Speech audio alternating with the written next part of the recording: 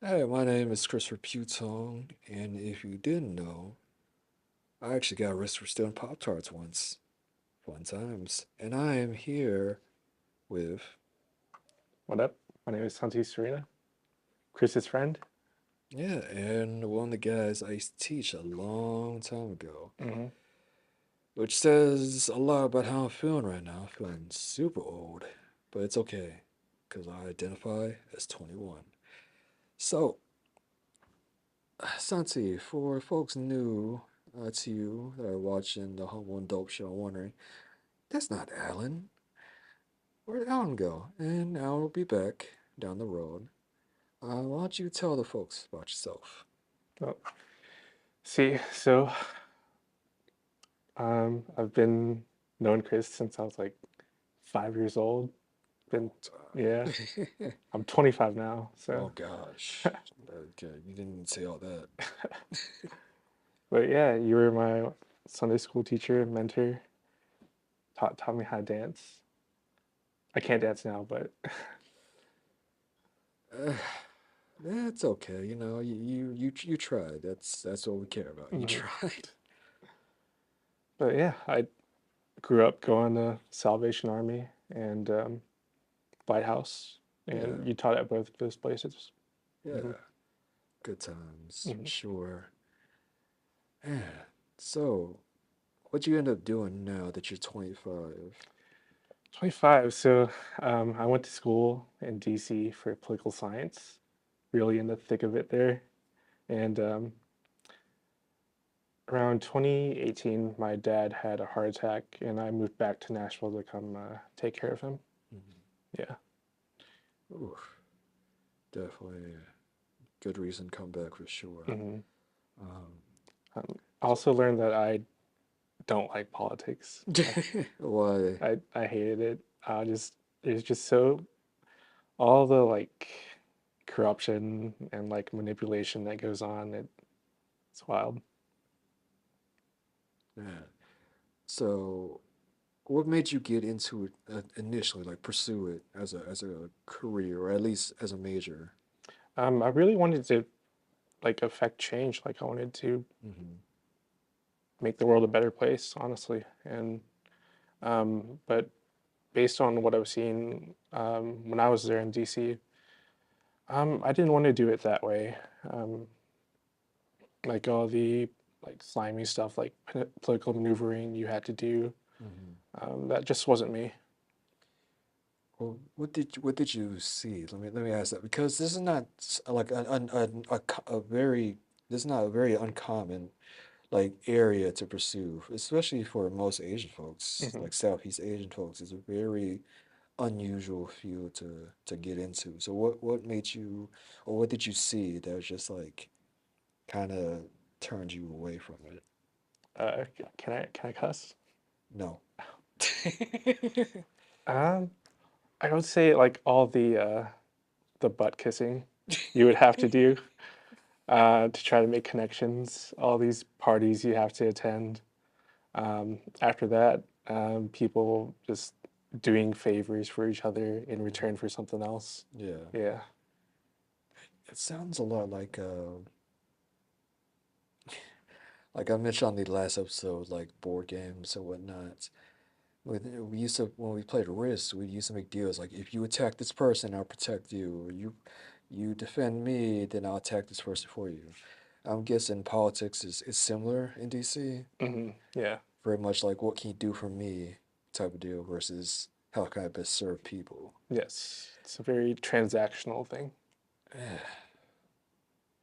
I can see why normal people don't get into politics. Mhm.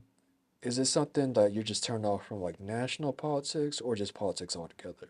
I think probably mostly national. I think at least in local politics, you can still make a difference and you can still Mm, go out there and really change things. So. okay.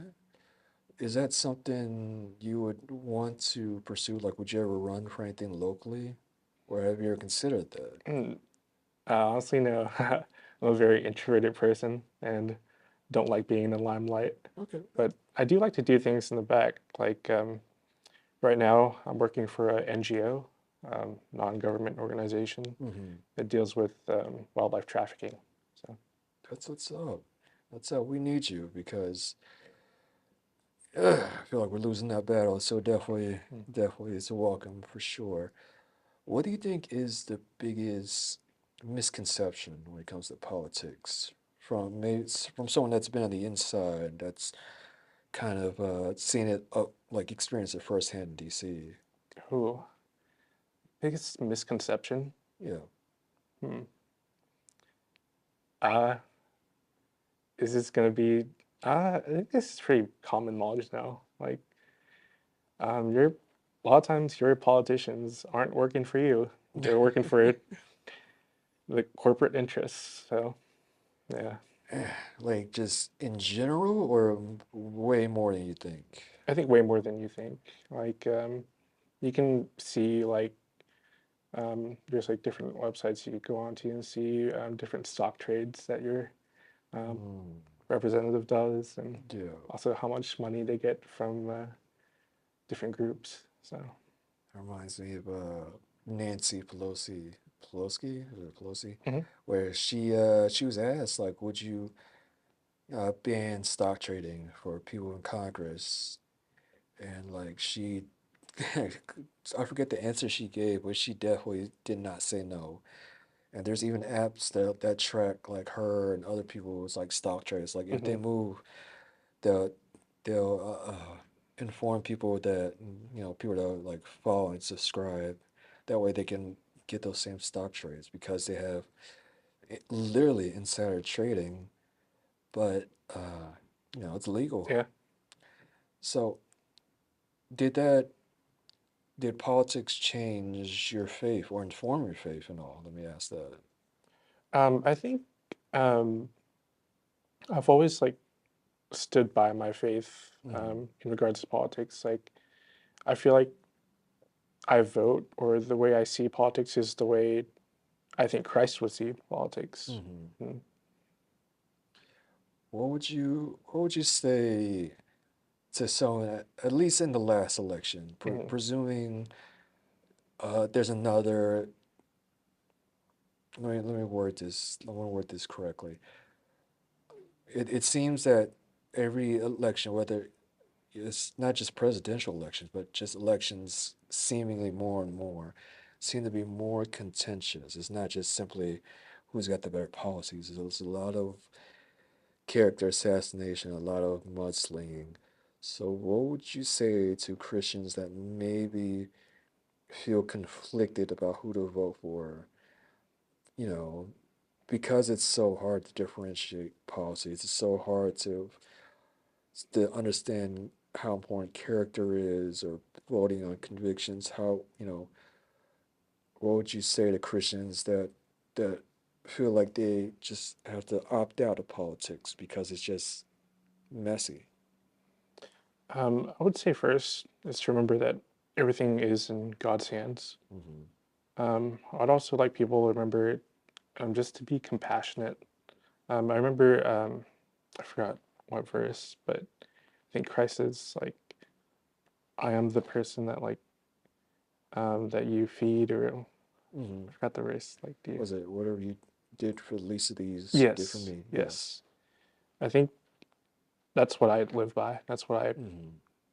That's what's at the forefront of my mind when I think about politics and when I think about who's electing, like who's the most exemplifying Christ. So, Obviously, it's a little political heavy. I know we said in the last on the Trump episode that we weren't a political podcast. We're not, but we're very blessed to have Santi on because very rarely do folks from our community really engage the politics to the degree that he has. So it's very much to ask more of our political questions.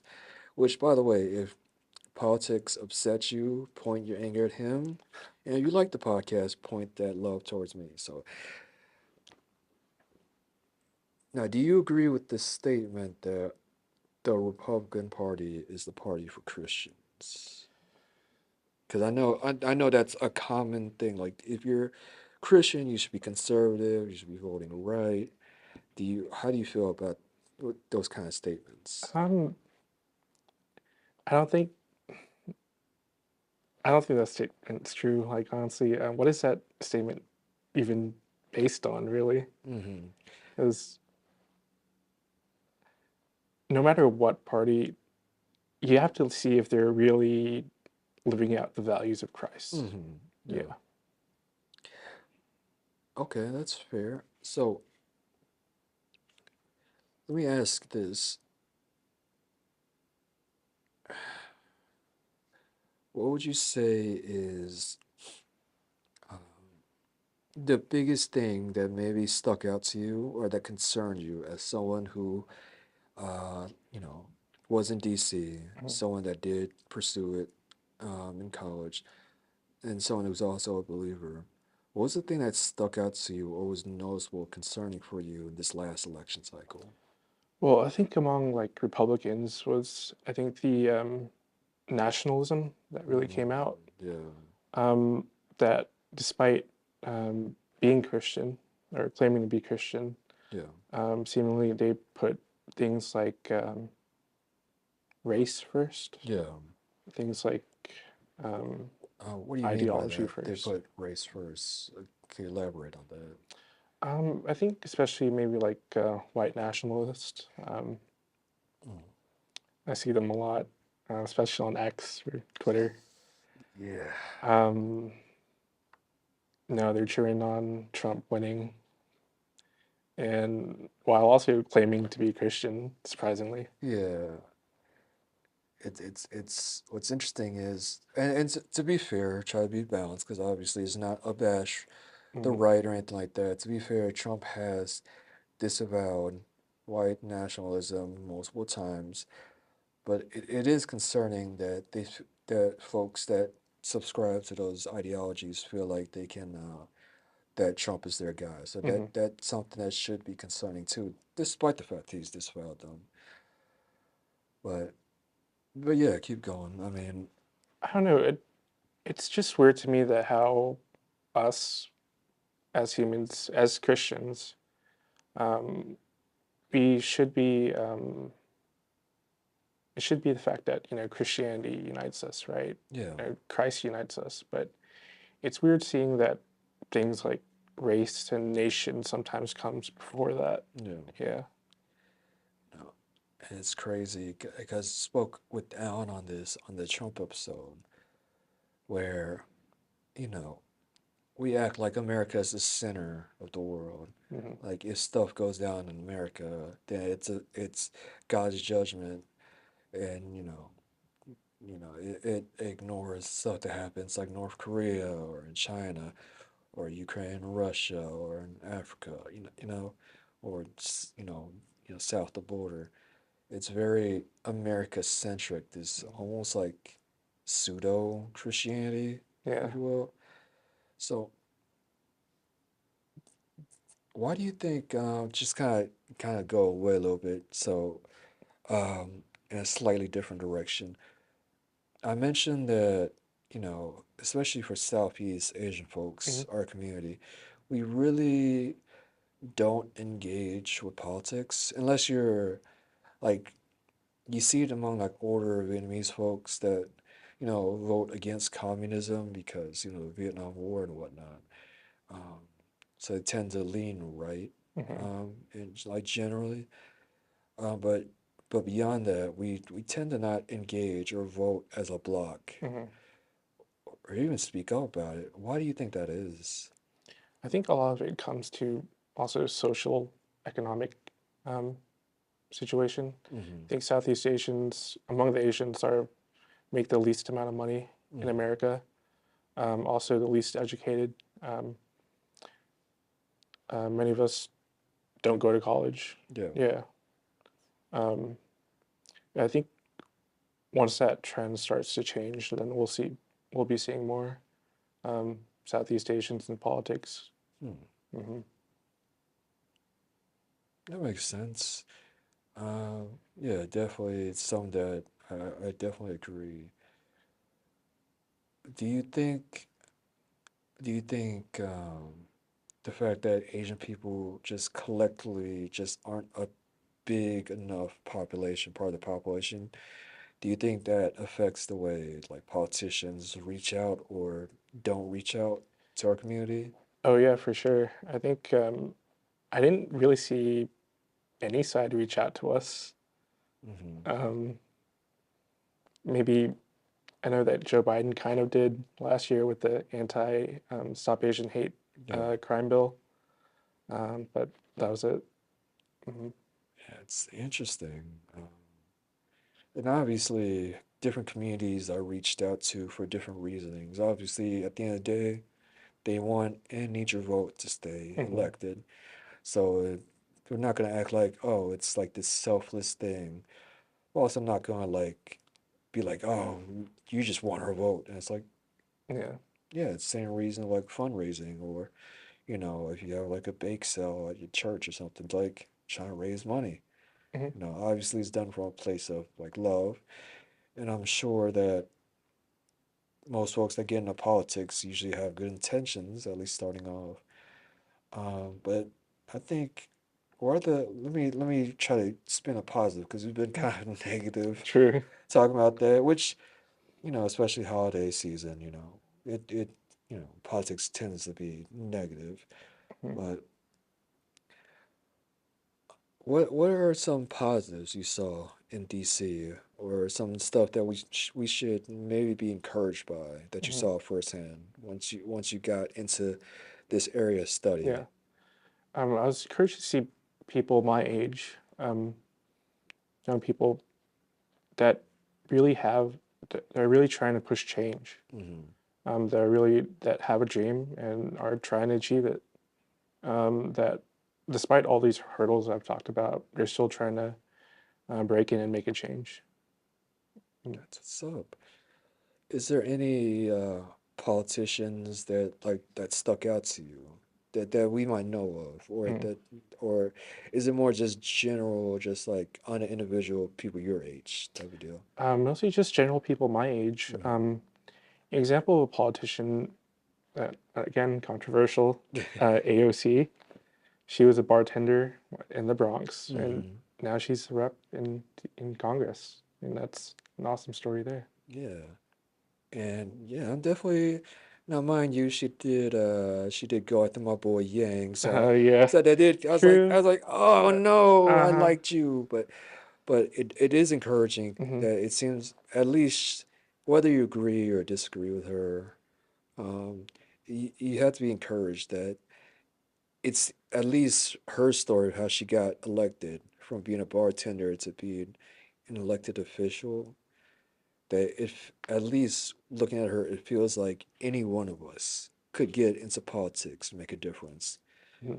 And with politics where there's not a lot of hope, that's that's one of the few bright spots where you could be like look at her story and feel somewhat hopeful.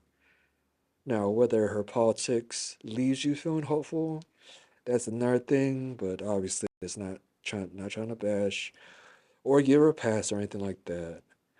But nowadays, what would you say to people that are maybe apprehensive? They're going home for the holidays, maybe have to have family dinners with people that voted differently from them. What would you say to people that maybe are like apprehensive or maybe want to avoid the conversation of politics altogether?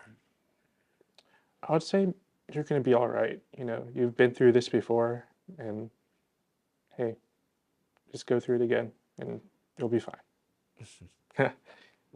That's fair, just simple and street. Yeah, you'll be Yeah. fine. You've done this before. Yeah, every 4 years, it Hmm. always feels like it's the biggest Yeah. election of our lifetimes. This could change everything, and then regardless who wins, it seems like it's always awkward at the dinner table, and it's just Mm.